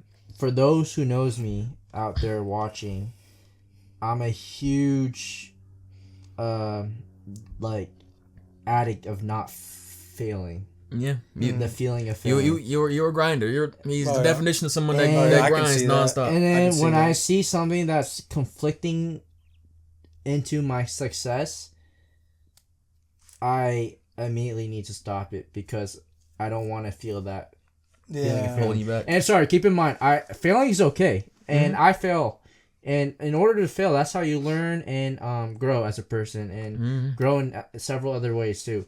But for me, I don't want to see myself fail in a way that I can't see myself. So I saw that, and I was like, I really need to stop. Like I wanna do all these things, but I'm holding myself back by smoking weed and just being lazy and stuff like that, Yeah. and going out drinking with my friends and just wasting money and not actually saving money to do stuff that I want to do. Yeah. So I was like, yeah, like, hey, like Augustine, like, take a step back, take a break from weed. Also, like, meeting my girlfriend, so my significant other, was a big factor too, Yeah. because I feel like that's when you went even more sober. yeah, definitely. because I was like, I don't want to show, because this my significant other is special to me. I don't want to show that I'm a loser, right? Yeah. I want to show that I'm able to. It was a be- big push, right? Yeah, To, I like, want to get be even able to more show I'm sober. successful, and I'm able to grind and be intact and do stuff, you know, Yeah. and not just sit on my ass just playing video games, getting high, eating chips. Yeah, or, but you still had a good time in the holidays, right? Like, but it's like a balance, right? Like, What do you every, mean? like drinking during the holidays and then getting off of it for a while. Yeah, so for example. the thing is that I would drink not like I did back then, you know, like it Yeah, wasn't sure. like Vegas times back then. yeah, no, well, that's different. That's like an event type of thing. I would drink on events, like that's But totally. you're talking fine. about like back at home. No, so you're getting confused. It's called self control, right? There's times where you can self control. You can do it on holidays. You can do it in events. It's not about doing it on times that you just want to do it. It's just times that you can do it to do it with socially, like socialize and do it. Because if you're doing it just on times that you know you just want to do it. You're at that point. You're kind of out of control. Yeah, basically just not doing it for no reason, or not doing it if you don't have to do it. Yeah, true. Right. So what I was doing is self-control. Mm-hmm. You're talking about holidays and all that. Yeah. You're not getting of my perspective of self-control. In that. I guess I'm different in that aspect because like I use a holiday as an excuse to get fucked up. That's fine. Yeah, That's fine. People do like that. Christmas. I just do it. I don't really do it to get fucked up. I just do it just to socialize and have a good time. Yeah, to enjoy your time more with my friends, with my girlfriend. Just to loosen up a little bit. Yeah. Mm-hmm. What was I saying though? Well, you're just talking about Azel, how she pushed you to because you want to success. Azel pushed so you I want to be successful and get my shit straight. And then so I got off weed, see what my ability was able to do. This is not for me to brag or anything. It's just my story and what I'm trying to tell. Advise you guys too. So when I got off weed, took a break, I was able to buy a brand new car for myself. I stopped spending crazy amount of money. That was like half a year ago already. Yeah, and then I was able to like do so much other personal life stuff for myself, like travel, because I was able to save money to do that, and then I was able to like do stuff like this because I made time to do this. Yeah. Like if I didn't do this right now, what we're doing, the podcast, I'll be in bed sitting down, laying my ass, playing video games, eating chips, and smoking weed. Oh yeah, wasting my time, and wake up the next day. Do it again. Go to work, come back home, and do that shit. Oh yeah, you even talked about on a pod before that like weed killed your motivation. It killed my motivation. And I used it as an excuse for my anxiety / depression. Not gonna lie, I was depressed. I felt like shit, and the gym helped too. It pushed me, and I also kind of used weed as an excuse for the gym. I was like, "Oh, my body's sore. I'm gonna smoke some weed and to numb it off." Fair excuse. To be fair, it did help, but it was also an excuse for myself to more do cons than pros. Yeah. And I was like, I can fully commit to stopping and help myself to be in a better position where I can be successful. No, I like that, man. That's a perfect answer. So I asked you that specifically because because like you said, he's not bragging. What he's saying is absolutely great stuff for you guys because I'm kind of a mixture between both these two. Me and Thomas are slightly different from Augustine, but well, I think we're all different from each other. Yeah, definitely. We're all different from each other. Like consuming shit. No. Me and Desmond are the same. Same people. Nah, you're right. I am a Chan. Maybe at a different stage. Hey, he was at my family function. I am a Chan. Sorry. So what I was saying, right, is that some people, we're not trying to say that you absolutely just cannot smoke, can't do this and that, but it's about knowing what's good for you and what's not, right? It's also it's about the balance too. Like I said, self-control and balance. Yeah. If it works for you with your self-control and balance, then by all means. If it's not stopping you from reaching what you got to reach for, do it. But for me personally, it was stopping me from what I want to reach for. Exactly. That's why I had to stop wake and baking. Sorry, but so I have this thing, right, where I can still partake upon drugs, whether it be alcohol and weed, and be functional, completely functional. But if I don't have the perfect control, because it's such a, like you said, slippery slope. Yeah, if you don't have that perfect control, the word of the day. Literally, it can be whether I can smoke too early or smoke too many days in a row or too many times in a week. It's so slippery, and it's one time enough to mess me up, and I'm off for the rest of the month. My brain's foggy. I'm acting different, right? But I'm able to use it normally and function still. And Thomas can do that too. He kind of is able to. If he takes something, he's able to have the self-control, know when to do it and when not to do it, and still function. But we still both have moments where we can like fall down that slope and just be doing what we know we shouldn't be doing. Yeah. For example, it's like a weird balance where like I cut back during the day, but at the same time I do it every night though. Yeah. Sometimes it can affect you the next day, sometimes depending on your how much consumption. Yeah, it's random. Like it can make you foggy the next day maybe, and then kill your motivation like you're saying for like a few days straight sometimes. But sometimes I get lucky and sometimes I can still like function normally, but not your full potential. Exactly. Like your full potential is like your pure like sober as a gopher type of mentality. I feel like your full potential, because like you're so clear headed that you you see your visions in advance. Yeah. And like you that fog throughout the day, yeah. Where if you're disappears. foggy throughout the day, then you don't really see things in advance as much throughout the day, and then you're more delayed on like planning shit. Yeah. Well said. Perfectly said. Yeah. So I think for you guys, right, if you find yourself in a situation where it's like, I can smoke and still function, then go ahead. But if you genuinely you messing up if you're doing it so often, your brain's getting foggy, it's messing you up. And like me, like I'm about to do now, it might be time to just stop, take a step back. But the hard truth is that if you have like a very low tolerance, it's gonna affect you like the next day for sure. Like, well, also in a health situation, not just like a mental health situation. If you're like I said before, you're breathing heavy and you're not able to function as a human walking and breathing normally without your heart being like 2 times more, you're obviously stepping in the wrong direction. That was me when I was like a newcomer to weed too. Like my heart would race too fast, but now I have a high enough tolerance where I can do things while high. Well, I'm not talking about tolerance. I'm more talking about like your health wise. Health wise, I was trying to correlate your physical too much together, I guess. But yeah. That's right. I think if you can't run a mile, you should put not a single thing in your lungs. Yeah. You should put I could maybe microdose a little on weed during a run, but like, I'm saying if you can't run a mile, bro, you better not even look at it. You better not take a thing, right? Ain't no dang way. So sorry, that was random, but it's kind of true though. Yeah, it is definitely true. Yeah. You can't run a mile. You shouldn't be inhaling nothing but oxygen. You should be on the breathalyzer. No, go ahead. My fault. I can ask something. I'll ask something. So so the whole thing, reason I even asked those 2 questions, I want to tie that into yours whole thing where it's like, because you've done it before, it got to an unhealthy point, and now you stop cold turkey. I'm doing it, and I know it's getting to an unhealthy point. I'm stopping cold turkey so I can be able to get back to my level where I can do it and manage it. So it's self-control. And I'm pretty sure that's what you're doing too, Yeah. Okay. What's changed about us since the first time we've ever tried taking a drug? Can you guys think? Like, what's changed? Whether it be how you see things, how you talk. Oh, that's a good question. It's definitely like how I'm moving. How you moving? Like I'm moving.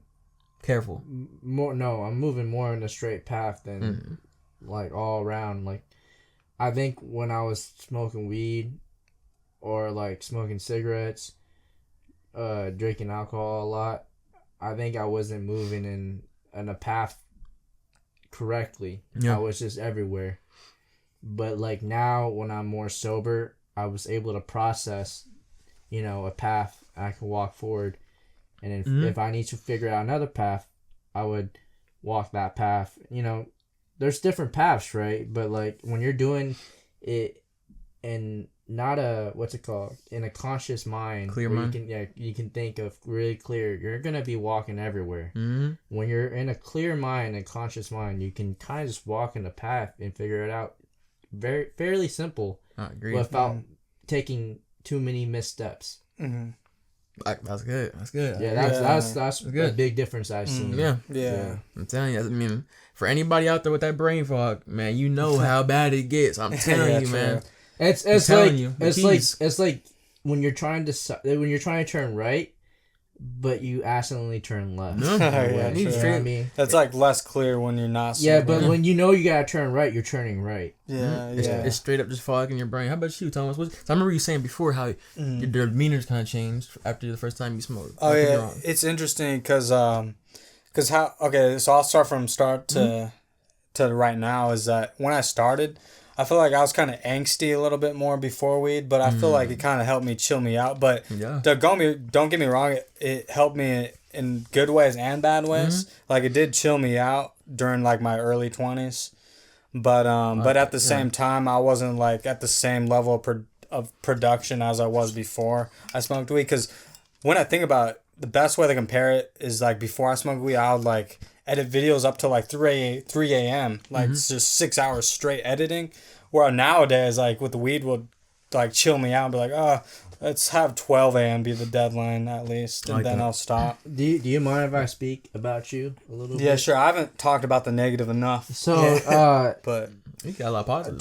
Thomas was a guy who just smoked anytime you want.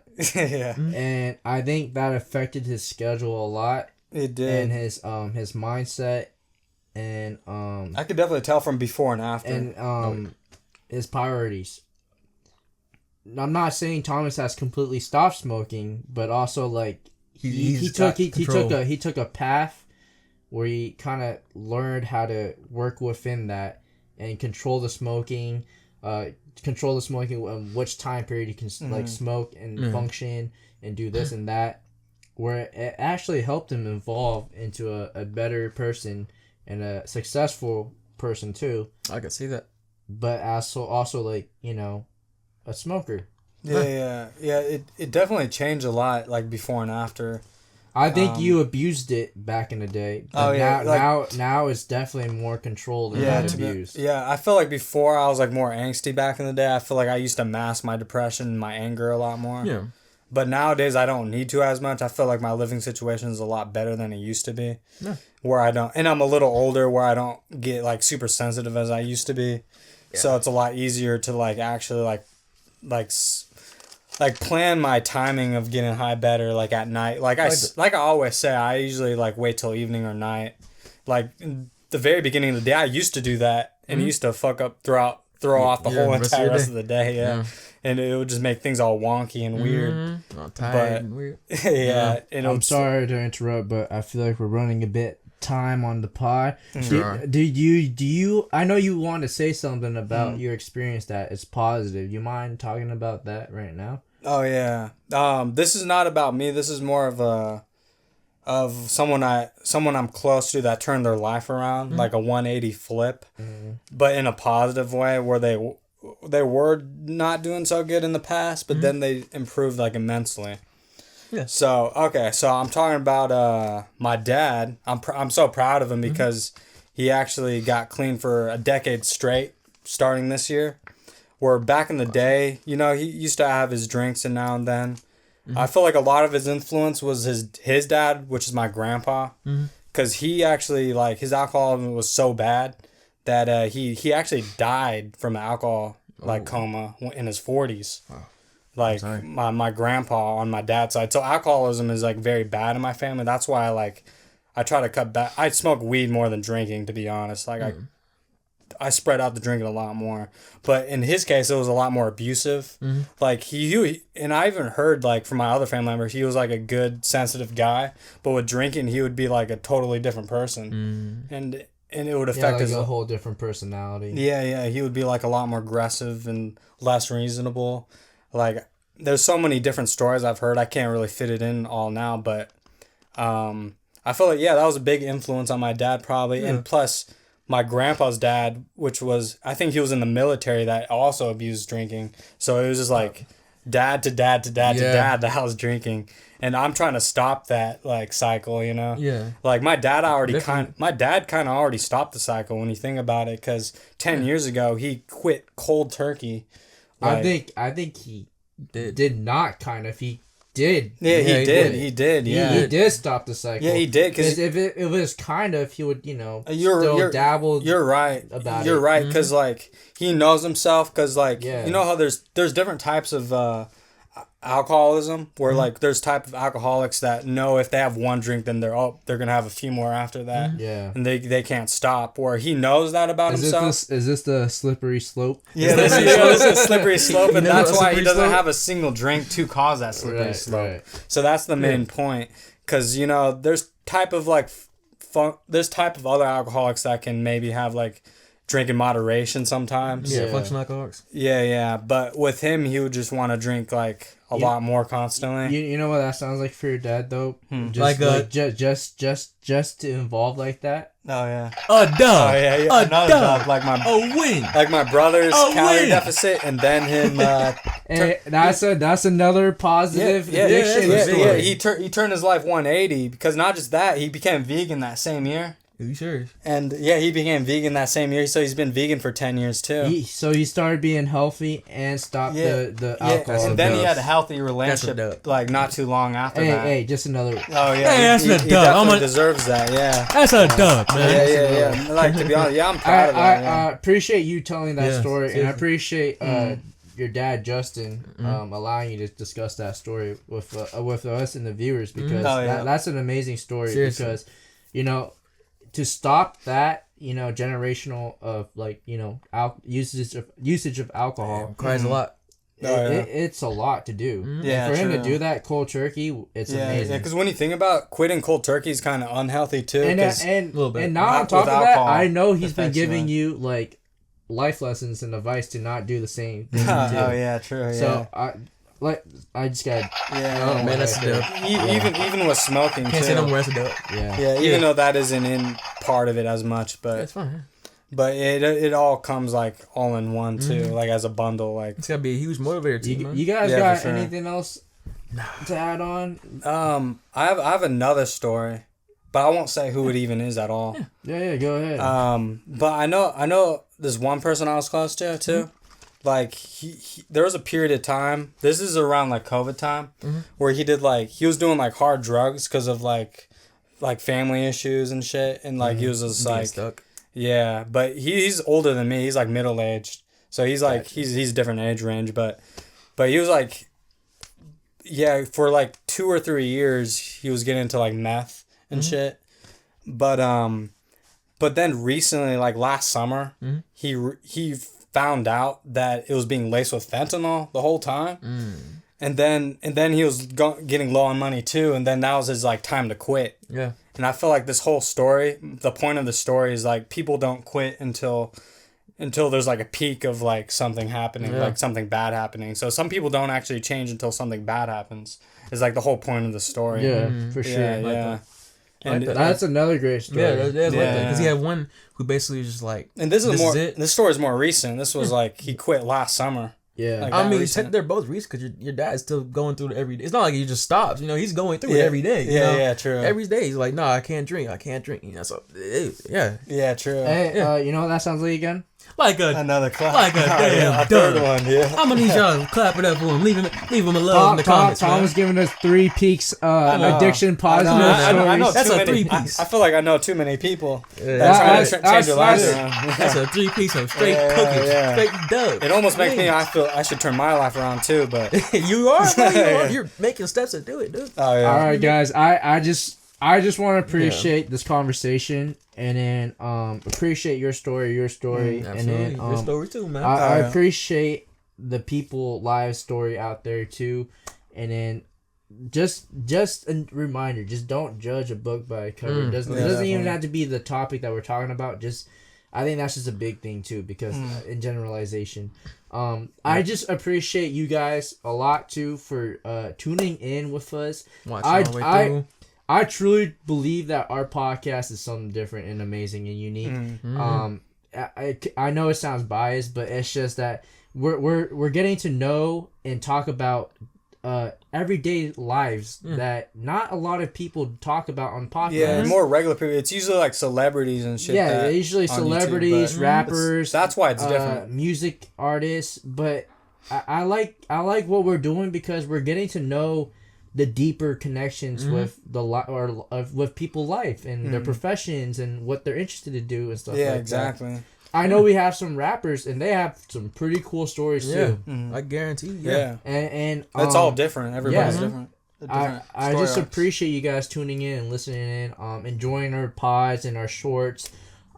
Please like, as corny as that sounds, please like and share, comment. Yeah. Give your And comments. We always got to say that basic YouTube stuff. No, all the because time, but- it helps. helps so It much. helps Yeah. so much. I'm on my phone just constantly looking at statistics, and I'm always telling these guys their statistics.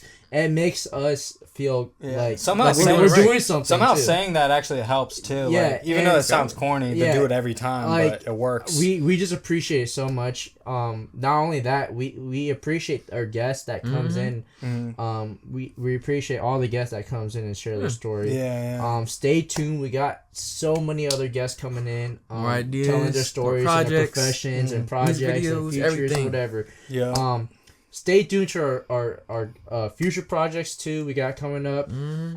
Please, if you're interested in joining the podcast, that's the main please comment down below or shoot us an email.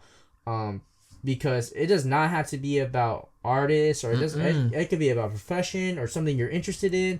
we're so down to like just hear you. get on top of that and bring that out to the world and listen, like you get in more detail about it too. Some like things that we can even learn about it and the people can learn about it. Yeah, for sure. There's a lot to learn. It's very educational. But guess what? We out. Peace out. Out. Yeah.